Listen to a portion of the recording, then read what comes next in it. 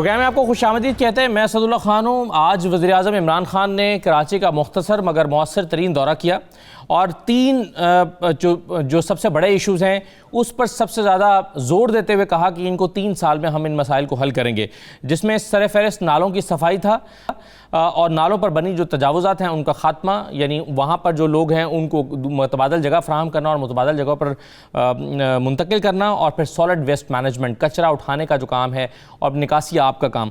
یہ وہ 3 بڑے منصوبے ہیں جس پر پرائم منسٹر نے کہا کہ ان کو 3 سال میں مکمل کیا جائے گا۔ وفاق اور سندھ حکومت مل کر 1100 ارب روپے اس پر خرچ کریں گے اور یہ اس میں سے زیادہ تر منصوبے 3 سال میں مکمل ہو جائیں گے۔ اب یہ جو پرائم منسٹر کا وزٹ ہے اس پر کچھ سوال بھی ہیں۔ یہ 1100 ارب روپیہ کیسے خرچ ہوگا؟ یہ تقریباً سندھ کے بجٹ کے جتنا بجٹ ہے، جتنے پیسے ہیں۔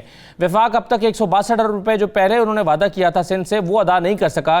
یہ 1100 ارب روپے کے منصوبے جو وفاق اور جو سندھ حکومت نے مل کر قابل عمل بنانا ہے انہیں، یہ کیسے ہو پائے گا؟ یہ کیا قابل عمل منصوبہ ہے؟ کیا واقعی 3 سال میں یہ تمام مسائل حل ہو جائیں گے؟ اگر ایسا ہے تو کراچی کے شہریوں کے لیے بہت بڑی خبر ہے، بہت خوشی کی بات ہے، لیکن اگر ماضی کے منصوبوں کی طرح کا یہ وعدہ ہے تو پھر لوگوں کو یقین کرنے میں مشکل کا سامنا ہوگا۔ میرے ساتھ جو مہمان موجود ہیں ان کے سامنے کچھ اس میں جو کچھ لوگوں کے خدشات ہیں، ریزرویشنز ہیں، ان کے سامنے رکھتا ہوں اور منصوبہ میں مزید بات کرتے ہیں۔ میرے ساتھ شمیلہ فاروقی صاحبہ موجود ہیں، پاکستان پیپلز پارٹی کے ساتھ آپ کا تعلق ہے، بہت شکریہ شمیلہ صاحبہ، خوش آمدید۔ آفتاب جہانگیر صاحب میرے ساتھ موجود ہیں، MNA ہیں، پاکستان تحریک انصاف کے ساتھ آپ کا تعلق ہے، کراچی سے ہیں۔ آفتاب جہانگیر صاحب بہت شکریہ۔ اور یہ مقبول جان صاحب میرے ساتھ موجود ہیں اور ارشاد احمد عارف صاحب ہیں، آپ دونوں سینئر تجزیہ کار ہیں۔ تمام مہمانوں کو خوش آمدید۔ جو آفتاب جہانگیر صاحب مجھے ایک چیز بتائیے، یہ 1100 ارب روپے کے جو کل منصوبے ہیں ان میں سے 802 ارب کے جو منصوبے ہیں وہ سندھ حکومت کے ہیں، یعنی 802 ارب روپے سندھ حکومت اپنے بجٹ میں سے ادا کرے گی آئندہ سالوں میں، اور آپ کی یعنی وفاق کا جو شیئر ہوا وہ تقریباً 300 ارب کا ہوا۔ ان 300 ارب روپے سے بھی 162 ارب تو وہ ہیں جو آپ نے پہلے وعدہ کیے تھے اور ادا نہیں کیے اور اس کو دوبارہ شامل کر دیا۔ اب بچے 138 ارب، اس میں سے بھی 40% جو ہے وہ آپ نے پبلک پرائیویٹ پارٹنرشپ سے، ایشین ڈیولپمنٹ بینک سے یا ورلڈ بینک سے لینا ہے۔ تو 138 میں سے آپ یہ جو 40% ہے، یہ 55 ارب روپے نکال دیں تو یہ بن گئے 82 ارب روپے۔ تو بنیادی طور پر یہ 82 ارب روپے آپ اگلے 5 سال میں سندھ یا کراچی میں خرچ کریں گے۔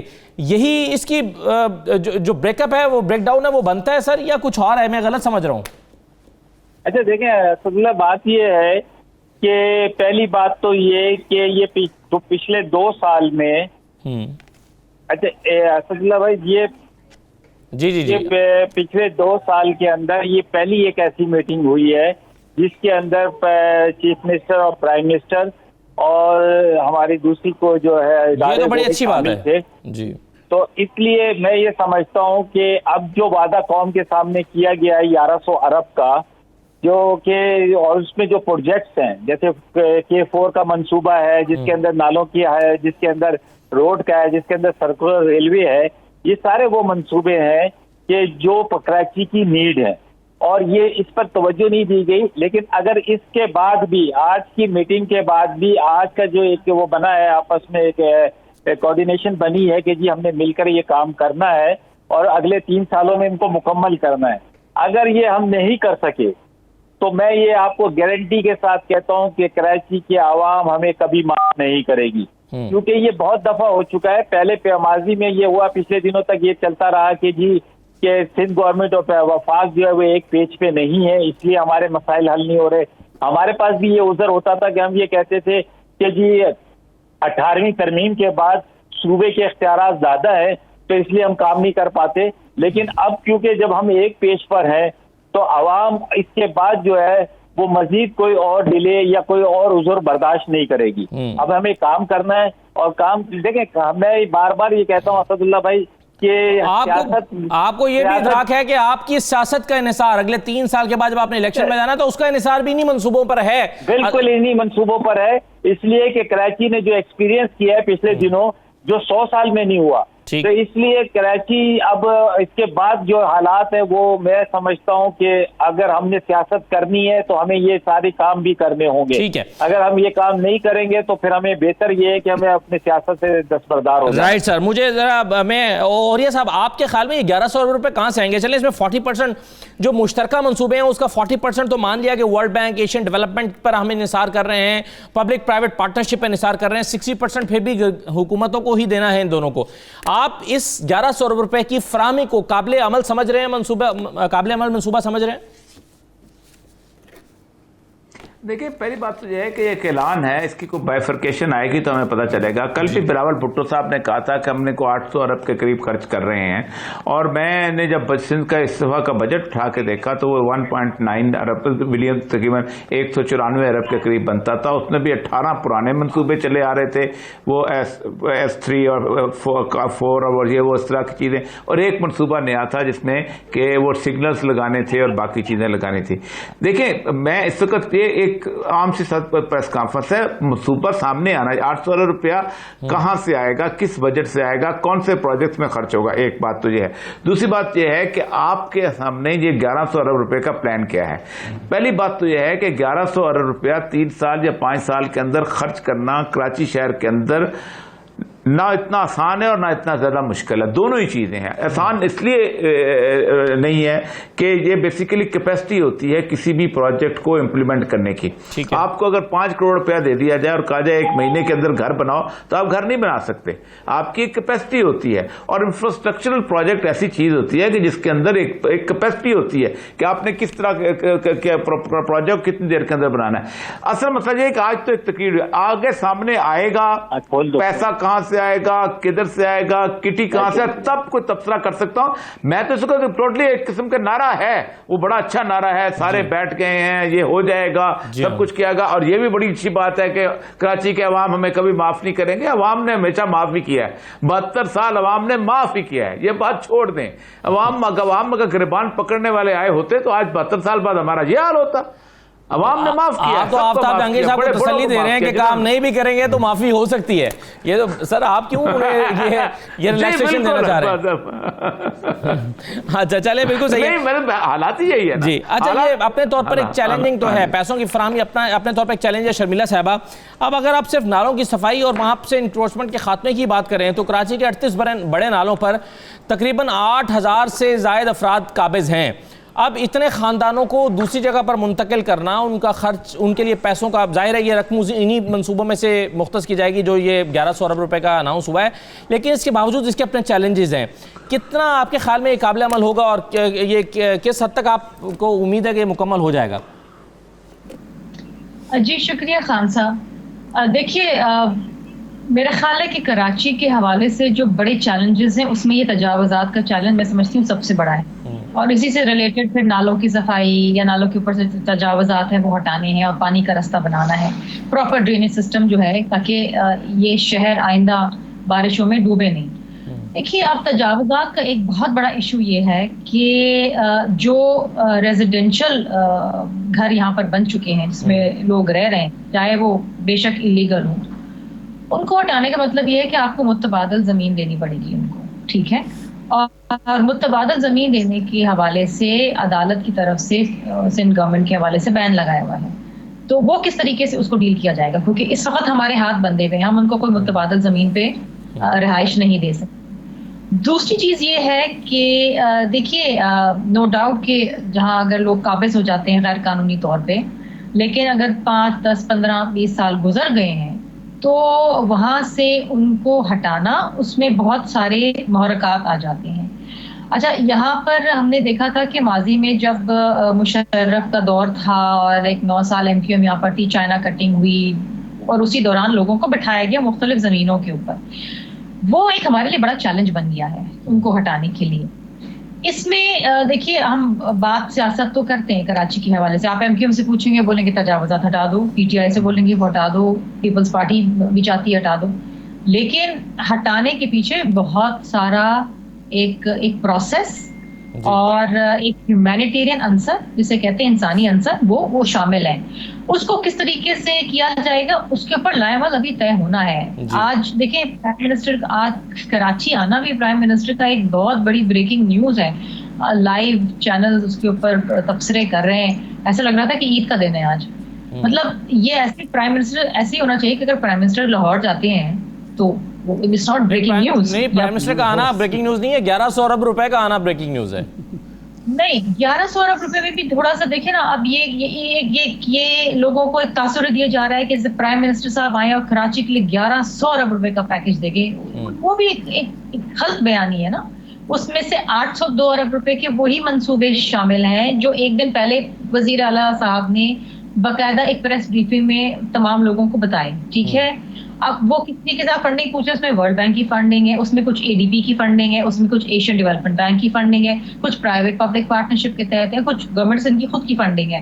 اب رہ جاتے ہیں 300 ارب روپے. اب 300 ارب روپے کے اندر کیا ہوگا آئی ڈونٹ نو. اب 300 ارب روپے میں ہو سکتا ہے کہ وہی گرین لائن پروجیکٹ کے حوالے سے بات ہو, K4 کے حوالے سے بات ہو, منگو پی روڈ کے حوالے سے بات ہو, یا KMC کی فائر فائٹنگ اسکیم کے حوالے سے بات ہو. تو نئی چیز اس وقت تو یہ سیلاب اور فلیش فلڈز کی تباہیوں کے بعد وزیر اعظم صاحب آئے تھے, کوئی ریلیف اناؤنس کرتے, کو ریلیف ہے. 30 لاکھ لوگ جو ہیں اچھا دیکھیں متاثر ہوئے پورے. اس میں بالکل صحیح ہے آپ کی بات کہ ریلیف اناؤنس کرتے ہیں, لیکن اس میں ایک چیز جو شاید پرائم منسٹر کا کنسرن یہ ہوگا کہ عارضی طور پر پیسے بانٹنے سے بہتر ہے کہ مستقل حل نکالا جائے ان مسئلوں کا. اور تبھی انہوں نے آج اپنی تقریر میں کہا ہے کہ جی یہ 3 مسئلے, نالوں کا انکروچمنٹ کا خاتمہ, سالڈ ویسٹ میں کچرا اٹھانے کا مستقل نظام, یہ ان کی پرائرٹی ہے. میں اس پر ارشاد صاحب کی رائے لے لوں, پھر آپ مزید اس پر بات کر دیجیے گا. ارشاد صاحب, کچھ چیزیں پازیٹیو دیکھنے میں بڑی اچھی لگ رہی ہیں. مثال کے طور پہ ہم نے دیکھا کہ اگر یہ 1100 ارب روپے آ جاتے ہیں اور اس پہ منصوبہ پہ کام شروع ہوتا ہے تو سب سے پہلے تو ظاہر ہے بے روزگاری کا کافی حد تک خاتمہ ہوگا, لوگوں کو جابز مل جائیں گی وہاں پر. پھر 52 انڈسٹریاں جو ہیں وہ چلنے لگ پڑیں گی. وہ لوگ جو ایک نالے کے اوپر بیٹھے ہیں شاید انہیں کچھ متبادل رہائش مل جائے گی. تو کچھ جس کے مثبت پہلو بہت سارے ہیں. آپ کیسے دیکھ رہے ہیں اس کو, قابل عمل ہے آپ کے خیال میں؟ دیکھیں, ہر چیز قابل عمل ہوتی ہے جب آپ کا نیت ارادہ ہو تو قابل عمل ہو جاتی ہے. کوئی چیز ناقابل عمل یہاں نہیں ہوتی اس دنیا میں. یہ اسباب کی دنیا ہے. یہاں ہر چیز جو ہے ول چاہیے, انسان جب ارادہ کر لیتا ہے, اللہ تعالیٰ کی مدد شامل ہوتا ہے تو ہو سکتا ہے. لیکن بنیادی ہمارے ہاں جو 2 چیزیں ہمیشہ کمی رہی ہے اس کا پہلے تو یہ ہے کہ پورا ایک پلان پہلے بننا چاہیے. مثال کے طور پر ایک تجاوزات کی بات ہی دیکھ لیں. واقعتاً یہ ٹھیک فرما رہی ہیں کہ تجاوزات کو ختم کرنا کوئی آسان کام نہیں ہے. اس لیے کہ ایک تو لوگوں کو آپ نے بے گھر کرنا ہے, پھر ان کو متبادل جگہ دینی ہے, پھر جن لوگوں نے سٹے لینا ہے وہ 5-5 سال 10-10 سال سٹے چلتے ہیں. تو یہ پہلے سوچنے کی بات ہے, کیونکہ تجاوزات کے خلاف جتنی بھی مہمات اس ملک میں چلی ہیں, خواہ لاہور میں, خواہ اسلام آباد میں, خواہ کراچی میں, سوائے ایک موقع کے جو کامیاب رہی تھی وہ میاں محمد اظہر جب لاہور کے میئر تھے اور وہ مہم چلی تھی, کیونکہ انہوں نے پرواہ نہیں کی تھی کہ یہ وزیر اعظم کے ماموں کی دکان ہے یا فلاں کے بھتیجے کی دکان ہے یا فلاں کے گھر ہے. انہوں نے سب کو ڈیمالش کر دیا تھا اور وہ کامیاب ہو گئی تھی اور اس کے نتیجے میں وہ پھر گورنر بھی بن گئے تھے. اس کے علاوہ ہوتا یہ ہے کہ جو ہی یہ مہم شروع ہوتی ہے کہیں سے سٹے مل جاتا ہے, کہیں سے کوئی نہ کوئی سیاستدان یا اس کا بھانجا بھتیجے کا پلازہ نکل آتا ہے, کہیں سے کسی کا اور کوئی ہوتا ہے. تو اس کے نتیجے میں یہ صرف چند غریب لوگ جو ہیں یا کمزور لوگ ہیں, بے وسیلہ لوگ ہیں, وہ اس کی زد میں آ جاتے ہیں. طاقتوروں کے پلازے بھی محفوظ رہتے ہیں, مکانات بھی محفوظ رہتے ہیں, اور باقی جو کچھ انہوں نے کیا ہوتا ہے وہ بھی سب کا سب محفوظ ہوتا ہے. اور اس میں ایک عدلیہ کا رول بھی ہوتا ہے. تو کیا حکومت سندھ اور وفاقی حکومت پہلے یہ طے کرے گی بیٹھ کے کہ یہ ہم نے کرنا ہے, ہر قیمت پر کرنا ہے, اور پھر عدلیہ کو بھی آن بورڈ لینا ہے کہ وہ عدلیہ کی طرف سے, اعلیٰ عدالتوں کی طرف سے اگر نچلی عدلیہ کو یہ کہہ دیا جائے کہ آپ نے بلا وجہ سٹے نہیں دینا تو یہ کام ہو سکتا ہے. دوسرا مسئلہ ہے متبادل کا. دیکھیں, یہ ایک عجیب و غریب اس ملک میں بحث ہے کہ آپ قبضہ کر کے بیٹھ جائیں یا کوئی آپ کو قبضہ کرا دے اور اس کے بعد متبادل فراہم کرنا حکومت کی ذمہ داری ہے. اور ہم میڈیا بھی کہتا ہے کہ جناب غریب کے حق ماری ہو رہی ہے فلاں کی.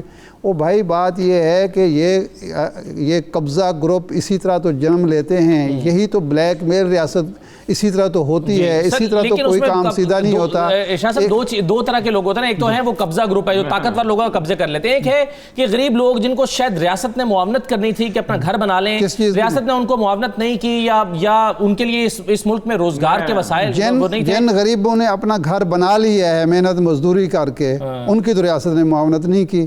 وہ بھائی ایک کلچر ہے یہاں، ایک لوگ وہ ہیں جو دن رات محنت کر کے 2-2 3-3 ملازمتیں کر کے وہ مکان اپنا 1.5 مرلے کا بناتے ہیں، ایک وہ ہیں جو ایک جگہ پہ جا کے قبضہ کرتے ہیں۔ قیمتی ترین لاہور شہر میں مال روڈ پہ GOR میں کچی آبادیاں بنی ہوئی ہیں، کیا یہ غریب لوگوں نے بنائی ہوئی ہیں یا یہ حقدار ہیں اس چیز کے کہ جہاں 1 کروڑ روپے کا مرلہ ہے زمین کا وہاں بیٹھ کے وہ کچی آبادی وہ بنا دی جاتی ہے نا؟ تو یہ کوئی بات نہیں ہے، غریب امیر کا مسئلہ نہیں ہے، مسئلہ یہ ہے کہ جس نے مکان بنانا ہے وہ محنت مزدوری کرے اور وہ مکان بنائے۔ یہ تقسیم آخر تفریق کب تک جاری رہے گی کہ ایک آدمی جو ہے وہ تو بیچارہ مریض بن جائے تب دے کا محنت کر کے اور دوسرا جا کے قبضہ کر کے بیٹھ جائے اور اس کو حکومت پھر ریاست جو ہے اس کو جناب متبادل جگہ فراہم کرے؟ پہلے یہ طے ہونا چاہیے کہ آپ نے ریاست نے کب تک غربت کے نام پر بلیک میل ہونا ہے۔ ایک بات آگے آ جاتے ہیں کہ میکل کیا ہوگا کہ اس پیسے کو آپ نے بانٹنا کس طرح سے ہے۔ منصوبے بن جائیں گے، کاغذوں پر آ جائیں گے، لیکن اگر یہ پھر انہی لوگوں کے حوالے کر دیے گئے، وہی ٹھیکیدار آئے گئے، وہی سرکاری افسر آ گئے، وہی سیاسی کارکن آ گئے اور وہی 40% 30% جو ہے آپ نے رشوت اور کیک بیگ میں جانا شروع ہو گئے، تو اس کا حشر بھی وہی ہوگا جو پہلے والے پیسوں کا ہو۔ ایک میکنزم بننا چاہیے، اس کی نگرانی ہونی چاہیے، اسی کے نتیجے میں پھر یہ کام نتیجہ خیز بھی ہوگا، عوام کو ریلیف بھی ملے گا اور اس کے بعد کراچی کا حلیہ بھی تبدیل۔ بالکل صحیح ہے، یہ پیسے یہ جو ہیں وہ سندھ حکومت کو نہیں مل رہے خرچ کرنے کے لیے، یہ مختلف اداروں کے ہر شعبہ جو ہے وہ مختلف اداروں کے ماتحت کام کرے گا اور اس کے لیے لیکن اس کی نگرانی PCIC کرے گی جو پرائم منسٹر نے اناؤنس کیا ہے۔ ایک چھوٹا سا بریک لے لیتا ہوں، بریک کے بعد واپس بات کرتے ہیں، ہمارے ساتھ رہیے۔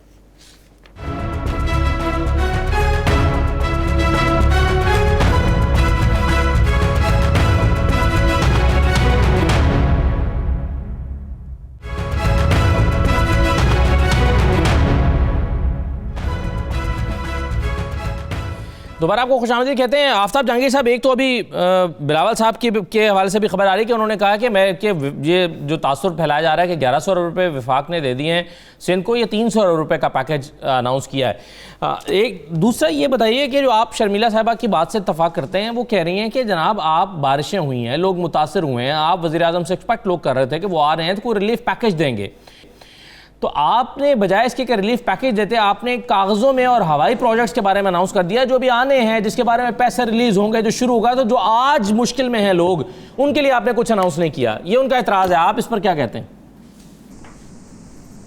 اچھا دیکھیں اسد اللہ، بالکل بات صحیح ہے، لیکن یہ تو ایک پیکج تھا جو کہ کراچی کے لیے لایا گیا ہے اور کراچی کی جو معاملہ پریشانی ہے اس کو ختم کرنے کے لیے۔ جہاں تک ریلیف پیکج کی بات ہے وہ بھی ہم آن بورڈ ہیں، ہم بھی پرائم منسٹر صاحب سے بھی بات کر رہے ہیں اور سب سے، کہ جیسے احساس پروگرام میں کرونا کے اندر پرائم منسٹر صاحب نے ریلیف پیکج دیا ہے، تو یہ پیکج بھی ریلیف پیکج ان لوگوں کے لیے بھی ہونا چاہیے کہ خاص طور پہ غریب حلقے جو کراچی کے غریب علاقے ہیں جہاں پر لوگوں کو پریشانی ہوئی، جن کا املاک کا نقصان ہوا، جن کی چیزیں تباہ و برباد ہوئی ہیں، ان کے لیے کوئی ریلیف پیکج دیا جائے۔ تو اس کے لیے ہم نے 2-3 آپشنز ان کو دیے ہوئے ہیں کہ آپ اس میں مطلب اس پر غور کریں اور انشاءاللہ وہ بھی بہت جلد آئے گا۔ یہ کیونکہ ہم سب کراچی کے جتنے MNAs ہیں ہم آن بورڈ ہیں اس پر اور ہم اس پر مسلسل بات بھی کر رہے ہیں اور انشاءاللہ اس کو بہت جلد ہم اس کو لے آئیں گے۔ ہم یہ سمجھ رہے تھے کہ اس پیکج کے اندر شاید کراچی آنے پر ہوگا، لیکن اب جب نہیں آیا تو ہم اسے وہاں پر جائیں گے، پارلیمنٹ میں جائیں گے، اسلام آباد جائیں گے اور یہ بات ہم ان کے سامنے رکھیں گے اور یہ ہم نے لے کر آنا ہے، کیونکہ اگر ہم نہیں لائیں گے تو ہمیں پتہ ہے کہ کیونکہ میں جس علاقے سے میرا تعلق ہے، میں جس حلقے سے کو ریپرزینٹ کرتا ہوں وہ سرجانی ہے اور یوسف گوٹ ہے اور منگو پیر ہے، یہ بہت ہی غریب حلقے ہیں۔ اگر ہم انہیں کوئی ریلیف نہیں دے سکیں گے تو یہ بڑی زیادتی ہوگی، تو اس لیے ہمیں چاہیے کہ ہم اس پر باقاعدہ کام کریں گے اور انشاءاللہ ضرور لے کر آئیں گے۔ لیکن ابھی ایک بات بڑی زبردست کی تھی میرے عارف بھائی نے کہ دیکھیں جو اس کراچی کے ایشوز ہیں یہ تو اپنی جگہ پر ہیں کہ یہاں پر سیوریج کا نظام صحیح نہیں ہے، یہاں پر پینے کا پانی کا ہے، یہاں پر ٹرانسپورٹ کا نظام صحیح نہیں ہے، لیکن جو سب سے بڑا اہم مسئلہ ہے جس کی طرف ہائی لائٹ کرنے کی ضرورت ہے اور وہ ہے انکروچمنٹ۔ ایک انکروچمنٹ تو وہ ہے جو نالوں پر یہ ہوئی ہے جس پر تو اب سب، لیکن اس سے زیادہ جو ہے وہ انکروچمنٹ ہے زمینوں کے اوپر ہوئی ہوئی ہے، جو ابھی بات کی ہے کہ لوگ کیا کرتے ہیں، مافیا کیا کرتی ہے کہ وہ پہلے قبضہ کرواتی ہے اور اس کے بعد پھر اس کا متبادل تلاش کرتی ہے، اور اس کے اگر ان کو اجازت ہوتی ہے تو وہ بہت بہتر جگہوں پہ ملی بھگت سے وہ متبادل جگہ لے لیتی ہے اور سستی جگہ کے بدلے میں مہنگی جگہ لے لیتی ہے۔ تو اس کے اوپر بھی میں نے ایک بات کی، میں نے اپنے پیپلز پارٹی کے دوستوں سے بھی بات کی اور اپنے ساتھیوں سے بھی بات کی کہ ہمیں اس پر بیٹھ کر دیکھیں، ہر چیز حکومت تو کرے گی، آپ کی رائے کیا ہے کہ یہ جو 8,000 افراد یہ نالوں پر قابض ہوئے ہیں، آپ کے خیال میں ان لوگوں کو یہاں سے ہٹا کر چھوڑ دینا چاہیے، چھوڑ دیا جائے گا کہ جائیں جناب آپ نے قبضہ کیوں کیا اور ہماری ذمہ داری نہیں ہے، یا پھر آپ یہ حکومتیں ان کو متبادل جگہ فراہم کریں گے اور حکومت سمجھتی ہے کہ نہیں جناب چلیں انہوں نے قبضہ ہی کیا، غلط کام کیا، لیکن اب ہم ان کو متبادل جگہ فراہم کریں گے؟ اور اگر آپ ایسا کریں گے تو آپ انکریج کریں آپ مستقبل میں اور بھی لوگوں کو کہ آپ قانونی طور پر جگہ حاصل کرنے کے لیے پہلے قبضہ کریں، پھر آپ کو جگہ مل جائے گی۔ اچھا دو باتیں ہو گئی نا، اب ایک چیز تو یہ کہ آپ، لیکن دو باتیں، میں پہلی بات یہ کرتا ہوں کہ جب لیاری ندی کے اوپر نعمت اللہ خان صاحب کے زمانے کے اندر جب وہ ناظم تھے تو لیاری ندی پر جب کام ہوا تو لیاری اس کے بدلے میں ایک متبادل جگہ جو تھی 63 ٹاؤن کے اندر وہ وہاں کے مکینوں کو دی گئی، اور دینے کے بعد انہیں زمین بھی دی گئی اور کچھ پیسے بھی دیے گئے کہ تاکہ وہ وہاں پر گھر بنا سکیں۔ یہ تو آپ ان لوگوں کی بات کر رہے ہیں جو لیاری ایکسپریس وے کے راستے میں آ رہے تھے اور قانونی طور پر مقیم تھے، ان کو متبادل جگہ دی، آپ تو ان کی بات کر رہے ہیں نا، 28,000 گھرانے تھے شاید۔ اچھا اب یہ دیکھیں اسد اللہ بھائی، بات پتہ کیا ہے، دیکھیں میں آپ کو اس لیے بات کر رہا ہوں کہ جو لوگ یہاں آباد ہیں وہ کئی سالوں سے آباد ہیں، وہ کوئی 6 مہینے کی آبادی نہیں ہے، 2 سال کی نہیں ہے، وہ کئی سالوں سے 10 سال سے ہیں، ان کے شناختی کارڈ بھی ہیں، ان کے پاس بجلی بھی ہے، ان کے پاس وہ ایڈریس بھی بالکل، اور ووٹر لسٹ میں نام بھی ہے، ووٹر لسٹ کے اوپر نام بھی ہے۔ تو آپ مجھے بتائیں، ہاں تو میں یہی کہہ رہا ہوں کہ جب آپ ان کو اب ہٹائیں گے، لیکن یہ ہونا تو یہ چاہیے کہ اس کو ایک ہی دفعہ یہ لاسٹ ٹائم ہونا چاہیے، اور اس کے بعد کوئی ایسا قانون گورنمنٹ اناؤنس کر دے کہ اس کے بعد تو رائٹ، بالکل صحیح ہے سر آفتاب صاحب، لیکن جو بات اوریہ صاحب اس کو ویسے چونکہ ایڈمنسٹریٹر رہے ہیں ایک طرح سے، اوریہ صاحب اس کو بتا سکتے ہیں۔ اوریہ صاحب یہ جو ظاہر ہے جو لوگ اب ایک جگہ پر مقیم ہو گئے، یہ کچی بستیوں کو جب مالکانہ حقوق دیے جاتے ہیں تو یہ سیاسی بنیادوں پر دیے جاتے ہیں، کیونکہ وہ ہزاروں ووٹ ہوتے ہیں جو حاصل کرنے ہوتے ہیں، تو جو قابض ہو جاتے ہیں ان سے کہتے ہیں چلیں ہم آپ کو مالکانہ حقوق دے دیتے ہیں اور تاکہ آپ ہمیں ووٹ دیں۔ یہ صرف کراچی میں نہیں ہے، لاہور میں بھی ہے، یہ اور تمام بڑے شہروں میں ہے۔ آپ اب اس مسئلے کا، یہ جو نالوں پر بنے ہوئے گھر ہیں، چلے باقی پورے شہر میں جو انکروچمنٹس ہے اس کی بات بعد میں کرتے ہیں، لیکن پہلے نالے صاف کرنے ہیں، نالوں پہ بھرے ہوئے گھر ختم کرنے ہیں، کیا حل آپ دیکھتے ہیں سر اس کا؟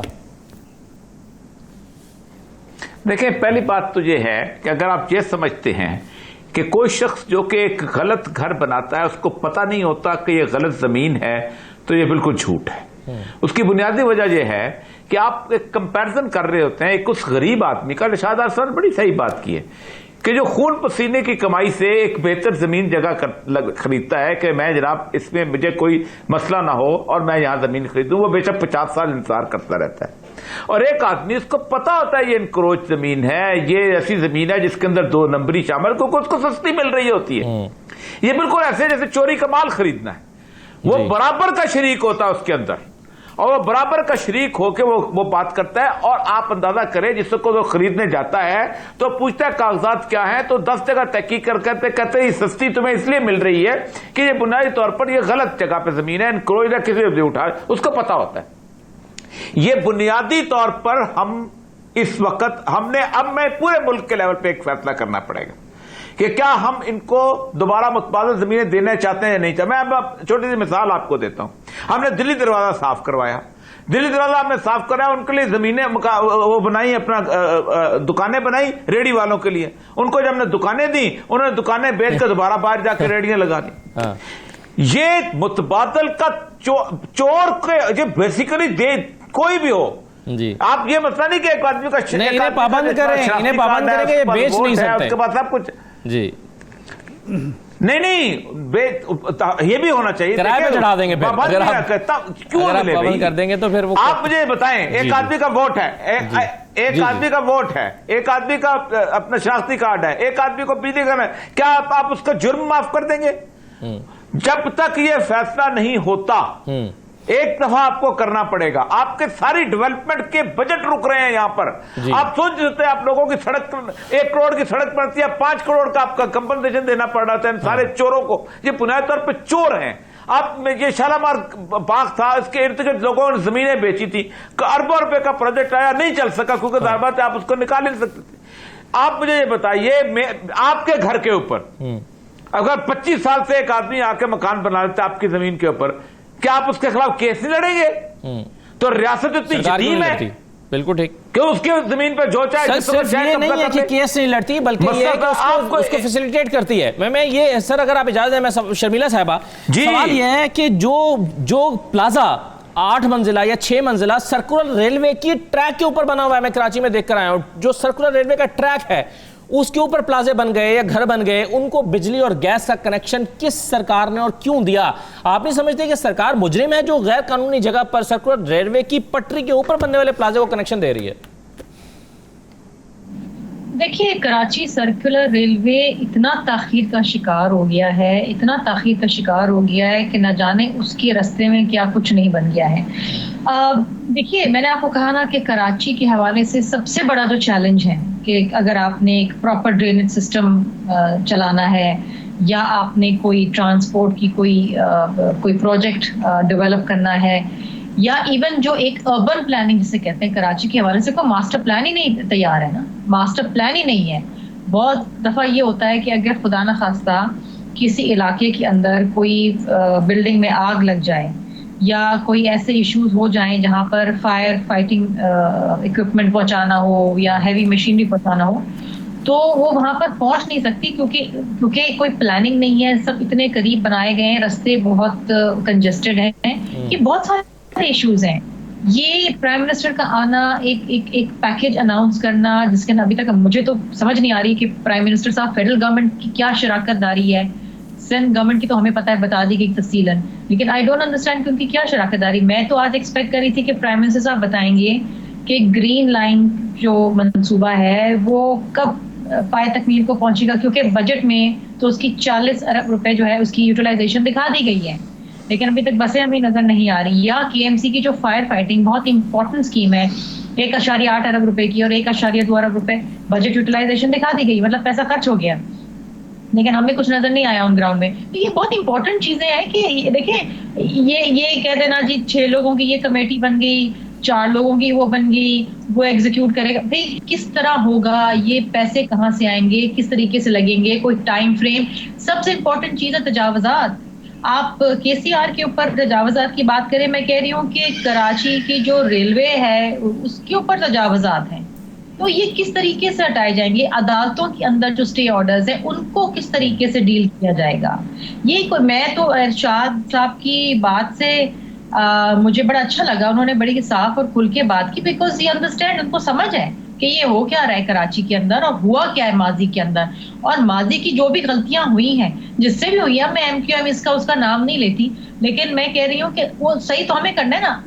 At the end of the day जिम्मेदारी तो हुकूमत सिंध की आ जाती है कि जी हमने करना है, और हम किस तरीके से करें, किस तरीके से।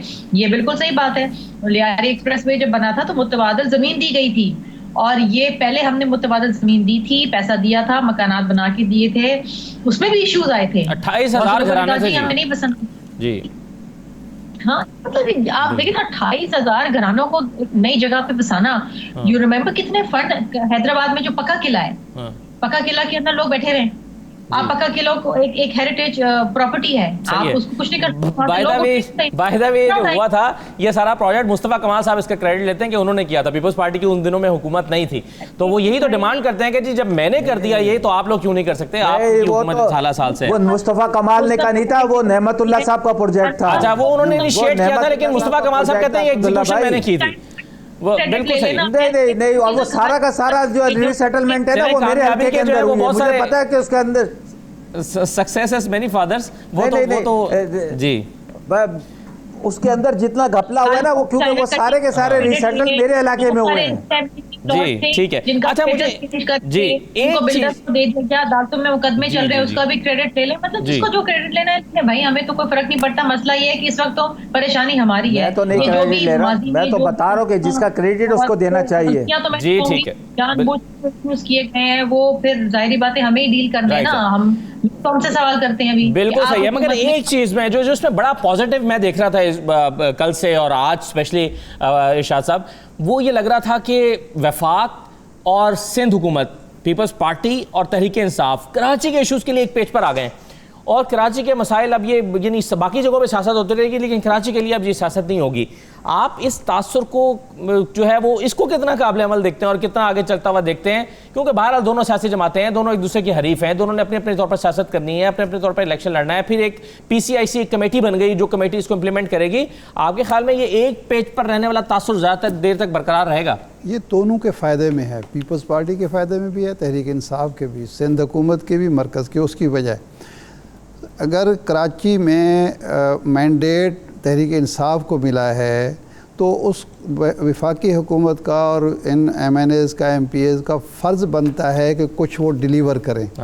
अगर कराची बेहतर होता है, कराची में डिलीवर पीपल्स पार्टी, अगर पीपल्स पार्टी को जो मुश्किलात हैं वो इस वजह से हैं कि वहाँ मसाइल बढ़ते चले जा रहे हैं, कभी MQM के अदम ताउन की वजह से, कभी उनके बकौल वफाक के अदम ताउन की वजह से। अगर वफाक के तामुन से, वफाक के वसाइल से और वफाकी हुकूमत के जो नुमाइंदे वहाँ मौजूद हैं उनके तामुन से कराची में सूरत हाल बेहतर होती है, कराची का हुलिया तब्दील होता है, रुख निखरता है, तो उसका सबसे ज़्यादा फ़ायदा जो है वो सिंध हुकूमत को होगा, क्योंकि वो कैपिटल है उनका।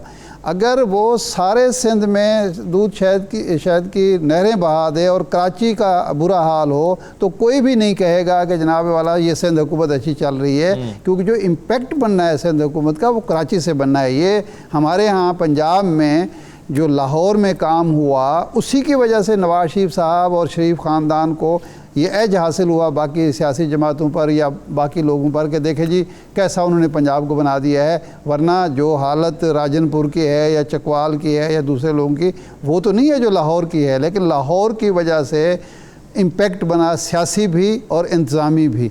तो इसलिए कराची अगर सुधरता है, कराची की सूरत हाल बेहतर होती है, दोनों मिल बैठते हैं तो वो वफाक के भी हक़ में है कि उसको जो वसाइल आते हैं कराची से, कराची में अगर सूरत हाल बेहतर होगी, कराची वसाइल जनरेट करने के काबिल होगा, कराची का हुलिया निखरेगा, तो उसका फ़ायदा इमरान ख़ान को भी है, लेकिन उससे ज़्यादा फ़ायदा जो है वो पीपल्स पार्टी को होगा और सिंध हुकूमत को होगा। इसलिए दोनों के मफाद में है कि वो कराची को वो कराची बनाएं जो 85 से पहले का कराची था, जिसकी एशिया के अच्छे मुल्कों में जिसका शुमार होता था, जिसकी मिसाल दी जाती थी। सबको सियासी फ़ायदा होगा, सियासी फ़ायदा होगा। अच्छा, दूसरा पहलू ये है, ये जो बात हो रही है, औरिया साहब ने भी बात की, शर्मिला साहब भी बात करें, देखें एक दफ़ा तो रियासत को तय करना पड़ेगा कि देखें चोरी का मैं टीवी लेके आता हूँ, मेरे घर से बरामद होता है, मैं कुछ जेवर लेके आ जाता हूँ, मुझे मुतबादिल तो कोई नहीं देता, वो कहते हैं चोरी का माल है वापस करें, लेकिन मैं ज़मीन पर कब्ज़ा कर लूँ तो उसका मुझे मुतबादिल चाहिए। भाई चोरी का माल है, जब बरामद किया जाता है उसको भी मुजरिम समझा जाता है कि आपको, हर इंसान को अक्ल सलीम दी गई है और कानून ये कहता है कि अगर आपको किसी कानून के इल्म नहीं है तो ये आपका जवाज़ नहीं है लाकानूनियत का। अगर आप गलत इशारे पर चल रहे हैं तो ये आप कह के नहीं चल सकते मुझे तो नहीं पता था ये वन में है, आपका चलान होगा। तो इसी तरह कोई शख्स अगर सरकारी ज़मीन पर काबिज़ है या किसी की ज़मीन पर काबिज़ है, उसको आप एक दफ़ा मिसाल बना दें, एक दफ़ा मुश्किल फ़ैसला करेंगे, आइंदा कभी भी नहीं होगा। ये मुतबादिल, ये पाकिस्तान में करप्शन, बद इंतज़ामी का आगाज़ कहाँ से हुआ? जब आपने मतरूका अमलाक जो हैं वो नाजायज़ तरीके से अलाटमेंट शुरू की अपनी सियासी बुनियादों पर, उसके बाद लोगों को आदत पड़ती चली गई कि ठीक है जी फ़लाँ ने अगर मकान अलाट करा लिया है तो मैं मकान पे कब्ज़ा कर लेता हूँ। तो ये सारे जराइम की जो बुनियाद है वो यहाँ से शुरू होती है, जब आप सियासी फ़ायदे की खातिर या किसी खौफ से सियासी रिश्वत देते हैं या इस खौफ का शिकार होते हैं कि मेरे वोट कम हो जाएंगे। एक दफ़ा आप फैसला, यानी मैं समझता हूँ कि पीपल्स पार्टी की हुकूमत सिर्फ एक ये काम कर दे, मिसाल कायम कर दे, आप देखेंगे कि वही लोग जो इसके मुखालिफ हैं वो भी तहसीन करेंगे और आइंदा इसका पक्का वोट होगा कराची में, क्योंकि अक्सरियत जो होती है किसी भी शहर की या किसी मुल्क की, वो जराइम पेशा नहीं होती, वो लाकानूनियत को पसंद नहीं करती, वो गलत कामों को पसंद नहीं करती। बिल्कुल सही है, लेकिन आप हल्के में काम हो रहा है उसने देखना है कि मेरे कितने हजार वोट मुतासिर होंगे। नहीं सर, नहीं, वो बाकी वो जो बाकी देखें कई हजार जो लाख बाकी ईमानदार लोग हैं, जो कानून पसंद लोग हैं, उनका वोट आपको नहीं मिलेगा। आप समझते हैं कि इस माशरे में सिर्फ जो मुजरिम हैं उनकी अक्सरियत है? नहीं नहीं, शरीफ लोगों की अक्सरियत है, लेकिन आपने मुजरिमों को सर पे उठाया। एक छोटा सा ब्रेक सर मैं ले लूं। बात ये पैकेज जो वफाक की तरफ से 300 अरब का पैकेज है, ये माजी में अनाउंस किया गया पैकेज से किस तरह से मुख्तलिफ है, कैसे फ्रूटफुल होगा? और सबसे बड़ा सवाल जो मैं आफ्ताब जहांगीर साहब से पूछूंगा कि ये कब इस पर अमल दरामद शुरू होगा, यानी नालों की सफाई और इंक्रोचमेंट्स का खात्मा। ये पैसे अगले बजट में आएंगे? ये पैसे अभी किसकी जेब में पड़े हुए हैं? ये पैसे कब रिलीज होंगे? कराची में ये जो तब्दीली का अमल है इसका आगाज कब होने जा रहा है? कराची के शहरियों के लिए सबसे बड़ा जो सवाल है वो यही है, और इंटरेस्ट उनका इसी बात में। एक ब्रेक लेते हैं, ब्रेक के बाद वापस आते हैं।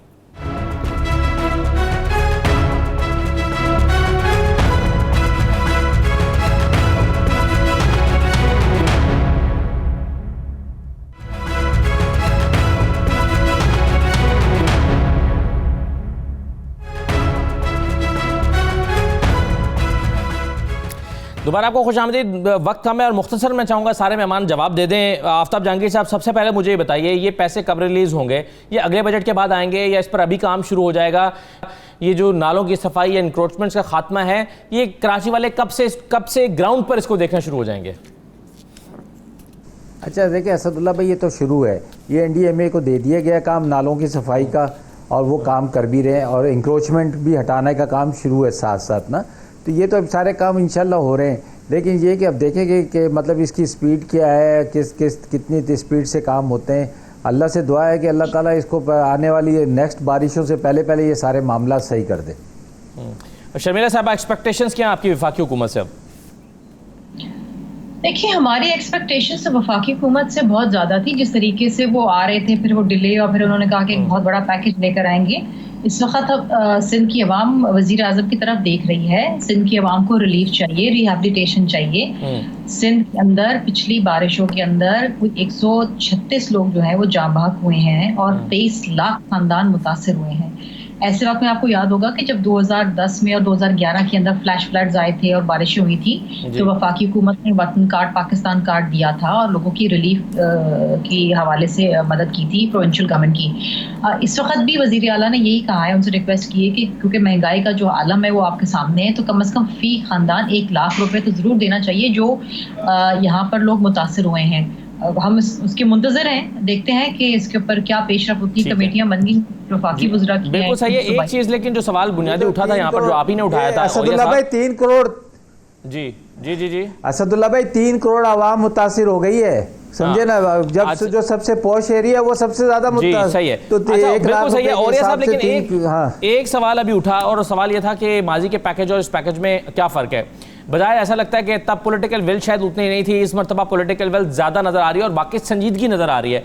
आप ये 300 अरब के इस पैकेज में या 162 अरब के पिछले पैकेज में जो कि इसमें शामिल कर दिया गया इस दफ़ा, क्या फ़र्क देखते हैं? देखिए, एक सुपरवाइजरी कमेटी बनी है, लेकिन असल काम करना होता है इम्प्लीमेंटिंग एजेंसी ने। आपने इम्प्लीमेंटिंग एजेंसी किसको बनाया है, कौन करेगा? असल मसला तो वही है। सुपरवाइजरी कमेटी क्या है? 1 महीने में एक दफा बोर्ड ऑफ गवर्नर्स का या सुपरवाइजरी कमेटी का इजलास हो जाएगा, वो उसको देख लेगी, क्या कर लेगी। असल मसला हमारा यही होता है कि हम बहुत सारे लोगों को मिलकर ना उसके चावल को खराब कर देते हैं। होना तो ये चाहिए था कि आपको ये तय करना चाहिए था कि ये इम्प्लीमेंट एजेंसी है, इसको हम टास्क देते हैं, किसी की भी कोई भी एजेंसी होती, और फिर उसके बाद उसको चेक करते रहते। असल मसला वही हुआ बना है कि ट्रस्ट डेफिसिट के अंदर हमने 4-5 लोगों को इकट्ठा बैठा लिया है। अब ये कैसे होता है? पहले पता है कि प्रोजेक्ट पर एक खर्चा ऐसे तो नहीं होता कि आपने अपना एक ठेकेदार रख लिया, उसके बाद काम शुरू कर दिया। एक प्रोजेक्ट प्रपोजल बनेगा, उस प्रोजेक्ट प्रपोजल के अंदर उसकी डिटेल्स तय होंगी, फिर सर्वे होंगे, ऐसे मुझे नहीं लगता 1 साल क्या 1 साल तक शुरू हो सके। अच्छा, आपको लगता है मेरी बात, जब तक आप टोपोग्राफिक सर्वे कराची का नहीं, जब तक आप टोपोग्राफिक सर्वे कराची का शुरू नहीं करते, आप उसका कोई काम ना सीवरेज शुरू कर सकते हैं, और उसमें कम से कम 7-8 महीने लगते हैं। कौन करेगा सर? बिल्कुल ठीक है।